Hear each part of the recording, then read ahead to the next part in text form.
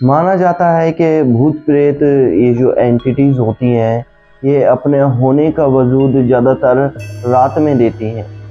रात में एंटिटीज का ज़्यादातर देखा जाना, महसूस होना ये आम बात है। लेकिन एंटिटी दोपहर में भी हमें दिख सकती है, महसूस हो सकती है या फिर परेशान कर सकती है। ऐसा ही हुआ मानू के साथ भी। बढ़ते हैं कहानी की ओर, लेकिन उससे पहले चैनल का इंट्रो। नमस्कार दोस्तों, जय भोलेनाथ। मेरा नाम शंकर है। मैं कहानियाँ सुनाता हूँ, ऐसी कहानियाँ जो सच्ची घटना पर आधारित होती हैं और जो आप सभी लोगों में से कुछ लोग मुझे भेजते हैं। लेकिन मैं कहानियाँ सुनाता हूँ वो भी जो आपने अपनी दादी, नानी या फिर किसी पड़ोस वाले बड़े बुजुर्ग के मुंह से सुनी है। वो कहानियाँ जो आप बचपन से सुनते आए हैं। अगर आपको भी ऐसी ही कोई कहानी सुननी है तो हमें आप कमेंट करके ज़रूर बता सकते हैं। लेकिन उससे पहले आप चैनल को ज़रूर सब्सक्राइब करें, क्योंकि ऐसी ही इंटरेस्टिंग कहानियाँ मैं लेकर आता रहूँगा और आपको सुनाता रहूँगा।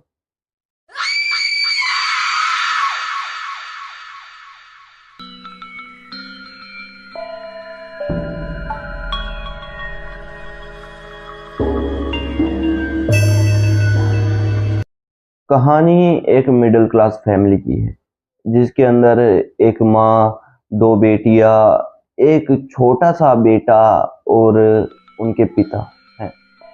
पिता एक लेबर का, मजदूर का काम करते हैं। मम्मी घर पर कपड़े सिलती है, औरतों के सूट सिलती हैं और बच्चे पढ़ाई करते हैं। कहानी शुरू होती है इनकी मम्मी से, जिनका नाम रीना है। रीना घर पर औरतों का सूट सिलकर कुछ पैसे कमा लेती है अपने घर खर्च के लिए।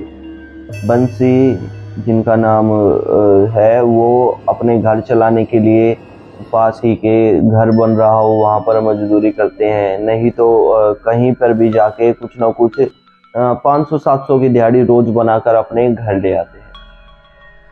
रीना दोपहर के समय पे, गर्मी का समय था, दोपहर के समय पे अपनी बेटी को, जिनका नाम मानू था, मानू रीना के बच्चों में सबसे बड़ी है, मानू को कुछ पैसे देती है और कहती हैं कि दुकान से जाकर रील ले आओ। वाइट कलर रील होती है जिससे कपड़े सिले जाते हैं, धागा वाइट कलर का दुकान से जाकर ले आओ।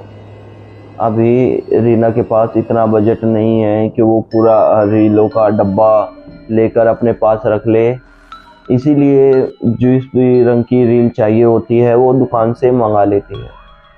दोपहर के समय वो अपनी बच्ची को दुकान पर भेज देती है। दुकान घर से ज़्यादा भी दूर नहीं थी, लेकिन मैं कहूँगा ज़्यादा पास भी नहीं थी।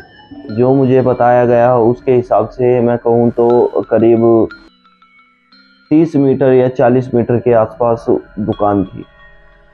छोटी बच्ची इतनी समझदार थी, घर की हालातों को देखकर उसने अपना दिमाग जल्दी डेवलप कर लिया था। वो दुकान पर आराम से आ जा सकती थी। रीना 10 रुपये अपनी बच्ची को देती है और दुकान पर भेजती है। वो एक रील 5 रुपए की लेती है, साथ में एक चॉकलेट ले लेती है 5 रुपए की। चॉकलेट खाते हुए अपने घर जा रही थी। दोपहर का समय, सुनसान रोड। मानू को अपने पीछे से पायलों की आवाज़ आती है। मानू पीछे पलटकर देखती है। मानू को कोई दिखाई नहीं देता। अपनी धुन में बच्ची चलती रहती है। मानू को महसूस होता है कि कोई उसके बालों को छू रहा है। मानू अपने बाल झटक कर पीछे देखकर दोबारा से आगे चलना शुरू कर देती है। मानू के हाथ पर कोई मानू ऐसे हाथ मारता है और मानू की चॉकलेट नीचे गिरा देता है। मानू चॉकलेट देखती है, रेत लग गया था, गंदी हो गई थी, तो मानू उसे वहीं छोड़कर चली जाती। मानू घर पहुंचती है। घर पहुंचकर मानू उल्टी लेटकर अपनी मम्मी को ऐसे घूरने लगती है। जो मानू की मम्मी रीना थी, मानू से कहती है कि क्या हुआ, पागल है, ला रील दे, कपड़े सिलने हैं। मानू इस तरह से अपनी मम्मी को देखे जा रही थी। रील चाहिए तुझे क्या? मानू ने अपनी मम्मी से कभी इस तरह से बात नहीं की थी जिस तरह से आज बात कर रही थी। रीना खड़ी होती है और मानू का हाथ पकड़कर उठाने की कोशिश करती है, तो मानू में बच्चों के मुताबिक वजन दुगना तिगना चौगना था। रीना से मानू उठाई नहीं जाती। रीना का हाथ झटककर मानू घर से बाहर निकलकर दहलीज पर बैठकर ऐसे ऐसे हिलना शुरू हो जाती है। रीना देखकर परेशान थी, एकदम क्या हो गया इसे, मैंने तो दुकान तक ही भेजा था। फटाफट से उनके घर में फ़ोन भी नहीं थे। फटाफट से अपने घर के सामने वाले घर में कहती है कि एकदम देखो क्या हो गया, देखो क्या हो गया। उस घर से एक बच्चा भागकर उनके पति को बुलाने जाता है।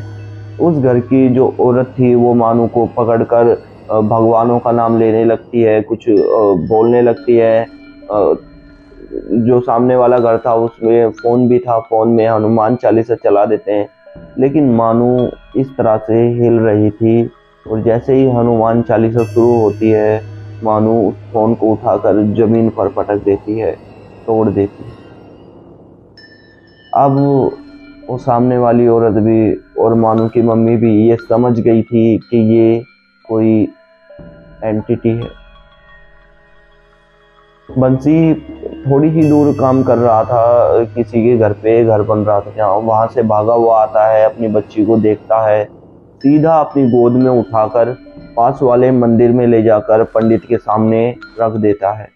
मानू मंदिर में घुसने से पहले भी जोर लगा रही थी और मंदिर के पास जाते ही मानू का वजन भी काफ़ी बढ़ गया था।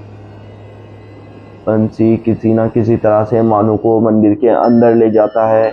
पंडित मानू का हाथ पकड़कर वहां बिठाता है और मानू के ऊपर अपने कुंड से राख निकालकर इस तरह से फेंकता है। कुंड जिसमें पंडित आग जलाता है और जिसमें हवन होता है, वो कुंड में से राख निकालकर फेंकता है। मानू के अंदर से एक परछाई निकलकर कोने में जाकर बैठ जाती है और मानू बिल्कुल ठीक होकर अपने पापा के गले लग जाती है। आत्मा से जब पूछा जाता है कौन हो, कहाँ से आई और क्यों आई, तो वो बताती है कि मुझे भूख लगी थी, बच्ची कुछ मीठा खा रही थी तो मैं आ गई। अब उस आत्मा को वो पंडित भेजने के लिए कहता है, लेकिन वो एंटिटी कहती है कि मैं नहीं जाऊंगी, मैं इस लड़की के शरीर में ही बसूंगी। पंडित उस आत्मा को कैद करने के लिए कहता है, वो आत्मा उस मंदिर से भाग जाती। माना गया है और उनके घर वालों ने भी बताया है कि वो एंटिटी आज भी उस रोड पर घूमती है। आज भी अगर कोई बच्चा उस एंटिटी के सामने कोई मीठा खाते हुए निकल जाए तो वो एंटिटी उस बच्चे के साथ लग जाती है।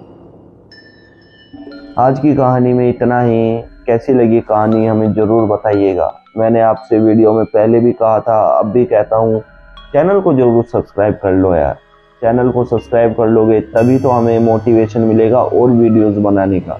अगर आप भी हमारे सब्सक्राइबर हैं या फिर आप नए जुड़े हैं हमारे साथ, आपको भी कोई कहानी पता है, आपके किसी फ्रेंड, रिश्तेदार या फिर आपके जानकार के साथ कोई ऐसी घटना बीती है, तो आप हमें ज़रूर भेज सकते हैं। आपकी कहानी मैं ज़रूर अपनी आवाज़ में नरेट कर सुनाऊंगा। धन्यवाद। नमस्कार। जय भोलेनाथ।